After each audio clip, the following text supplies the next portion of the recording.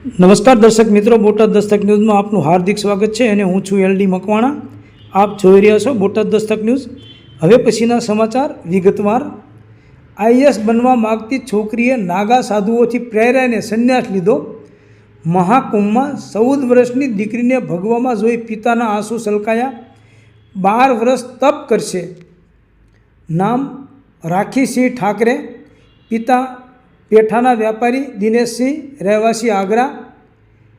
ભગવા કપડાં પહેરેલી 14 વર્ષની દીકરીનું આ જૂનું નામ અને સરનામું છે.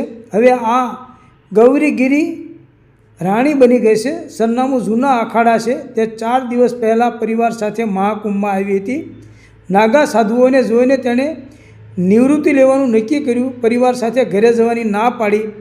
આ પછી માતા પિતાએ તેના જૂના અખાડાના મહંત કૌશલગીરીને દાન કરી દીધી. ભાસ્કરે રાખીસિંહ તેના માતા પિતા અને ગુરુ કૌશલગીરી સાથે વાત કરી. પિતા કહે છે કે તેમની દીકરીને ભગવા કપડામાં જોઈને તેમની આંખોમાં આંસુ આવી જાય છે. આગ્રાના રહેવાસી સંદીપ ઉર્ફે દિનેશસિંહ ઠાકરે વ્યવસાયે પેઠાના વ્યાપારી છે. પરિવારમાં પત્ની રીમાસિંહ, દીકરી રાખીસિંહ ઉંમર વર્ષ 14 અને નાની દીકરી નિકી ઉંમર વર્ષ 7 છે.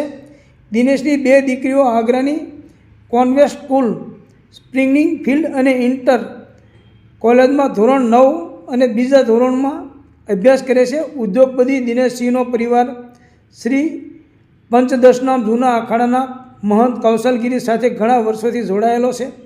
માતા રીમાસિંહના જણાવ્યા અનુસાર તેમની મોટી પુત્રી રીમ્યા અભ્યાસમાં હોશિયાર છે. તે નાનપણથી જ ભારતીય વહીવટી સેવામાં જોડાવાનું સ્વપ્ન જોતી હતી, પરંતુ કુંભમાં આવ્યા બાદ તેનું મન બદલાઈ ગયું. માત્ર 4 દિવસ પહેલાં તે આધ્યાત્મિક ગુરુ કૌશલગીરીનો આશ્રય લેવા કુંભમાં આવી હતી. હવે તેમની પુત્રીએ સંન્યાસ લીધો છે અને ધર્મના પ્રચારના માર્ગે પ્રયાણ કર્યું છે. દીકરીની ઈચ્છા મુજબ તેમણે ગુરુ પરંપરા મુજબ દીકરીનું દાન કર્યું છે. સંત પરંપરા અનુસાર ગુરુએ મંત્રોચ્ચાર વચ્ચે રાખીસિંહને ગંગામાં સ્નાન કરાવ્યું. હવે તેમને ગુરુ શિષ્ય પરંપરામાં સંન્યાસ દીક્ષામાં લેવાની પ્રક્રિયાને વિધિ વૈદિક પરંપરા મુજબ કરવામાં આવી રહી છે. રાખી ઉર્ફે ગૌરીગીરી મહારાણી હાલમાં શરૂઆતના દિવસોમાં તેના માતા પિતા અને નાની બહેન સાથે અખાડા કેમ્પમાં રહે છે. જ્યારે તે તેના પરિવાર સાથે ભોજન કરે છે ત્યારે પરિવારના સભ્યો ભાવુક દેખાય છે. ગૌરીગીરી મહારાણીના કહેવા પ્રમાણે તે બાળપણથી જ આઈએએસ બનવાનું સ્વપ્ન જોઈ રહી હતી, પરંતુ કુંભમાં આવ્યા પછી તેના વિચારો બદલાઈ ગયા. તેથી સંન્યાસની દીક્ષા લીધા પછી તે હવે સનાતન ધર્મના ઝંડા હેઠળ ધર્મનો પ્રચાર કરવા માગે છે. પિતા દિનેશસિંહના કહેવા પ્રમાણે તેઓ તેમની પુત્રીને ખૂબ પ્રેમ કરે છે. પોતાની દીકરીને ભગવા કપડામાં જોઈને તે દુઃખી થઈ જાય છે. તેમની આંખોમાં આંસુ વહેવા માંડે છે. તે તેને કાબૂમાં લેવાનો પ્રયત્ન કરે છે. તેમનું કહેવું છે કે તેઓ તેમની દીકરીની ઈચ્છા આગળ મજબૂર છે. ગુરુ મહંત કૌશલગીરીના જણાવ્યા અનુસાર સંન્યાસ પરંપરામાં દીક્ષા લેવા માટે કોઈ વય મર્યાદા નથી. સાધુનું જીવન ધાર્મિક ધ્વજ અને અગ્નિધૂનીની સામે પસાર થાય છે. ગૌરીગીરી મહારાણીએ 12 વર્ષ સુધી કઠોર તપસ્યા કરવી પડશે. તે અખાડામાં રહેશે અને ગુરુકુળ પરંપરા મુજબ શિક્ષણ મેળવશે, જ્યાં તેને વેદ, ઉપનિષદ અને ધાર્મિક ગ્રંથોમાં નિપુણ બનાવવામાં આવશે. આ પછી સંત ગૌરીગીરી મહારાણી પોતાની તપસ્યાથી સનાતન ધર્મનો પ્રચાર કરશે. દર્શક મિત્રો, એક વાત તો નક્કી છે કે દરેક બાબતમાં 18 વર્ષથી ઉપર એટલે કે એ પુખ્ત ઉંમર કહેવાય.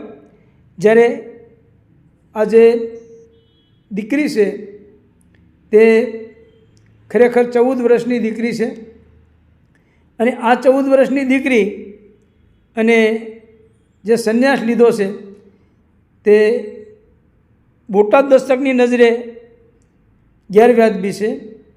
અને ખરેખર આ બોટાદ દસ્તક ન્યૂઝને યોગ્ય લાગતું નથી. કારણ કે આ 14 વર્ષની દીકરી એટલે કે હજી એ બાળબુદ્ધિ છે, સગીર છે.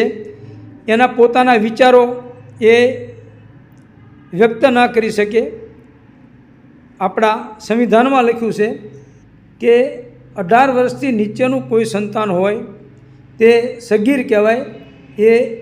એના મા બાપ જેમ કહે તેમ કરવું પડે, કારણ કે એ પુખ્ત નથી. 18 વર્ષ ઉપર થાય પછી આ દીકરી જે એને કાંઈ કરવું હોય, જે બનવું હોય એ બની શકે. પરંતુ હાલ આપ જોઈ શકો છો કે કઈ પરિસ્થિતિમાં આ સંન્યાસ લેવાનો હશે. તમે જોઈ શકો છો કે ખરેખર મને તો ઘણું દુઃખ લાગે છે કે 14 વર્ષની દીકરી આ રીતે સંન્યાસ લે એ ખરેખર દુઃખદ કહેવાય. કારણ કે એને હજી 4 વર્ષ ખમી જવાની જરૂર હતી, કારણ કે આ એની યોગ્ય ઉંમર નથી.